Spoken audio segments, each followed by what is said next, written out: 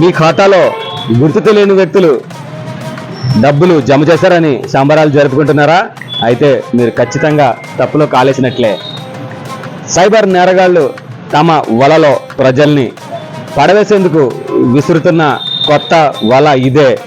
తొలుత మీ ఖాతాలో 2000 నుండి 3000 రూపాయల నగదును జమ చేస్తారు.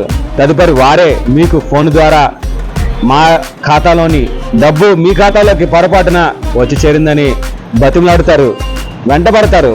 తిరిగి తమ ఖాతాకు తమ డబ్బును చెల్లించాలని ప్రాధేయపడతారు. వారి మాటలు నమ్మారా? మీ ఖాతా పూర్తిగా ఖాళీ అయినట్లే. అదెలా అని ఆలోచిస్తున్నారా?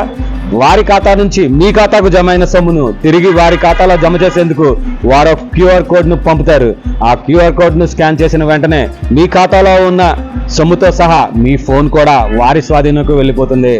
కనుక ప్రజలు నిజంగా పొరపాటున ఖాతాలో సొమ్ములు జమ అయ్యాయా లేదా కేటుగాళ్ళు విసిరిన వలలో మీరు పడుతున్నారా గ్రహించి చేయవలసిన అవసరం ఎంతైనా ఉంది. సైబర్ నేరానికి మీరు గురైనట్లయితే వెంటనే 1930 నంబర్కు ఫోన్ చేసి ఏలూరు నగరంలో ఉన్న సైబర్ పోలీసులను ఆశ్రయించండి.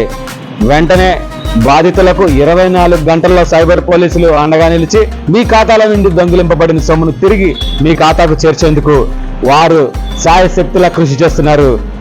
కనుక సైబర్ నేరగాళ్లకు వారు విసిరే వలలకు దూరంగా ఉండాలని ప్రజలకు విజ్ఞప్తి చేస్తున్నాము. ఇట్లు మీ శ్రీనివాస్, క్రైమ్ రిపోర్టర్, ఏలూరు.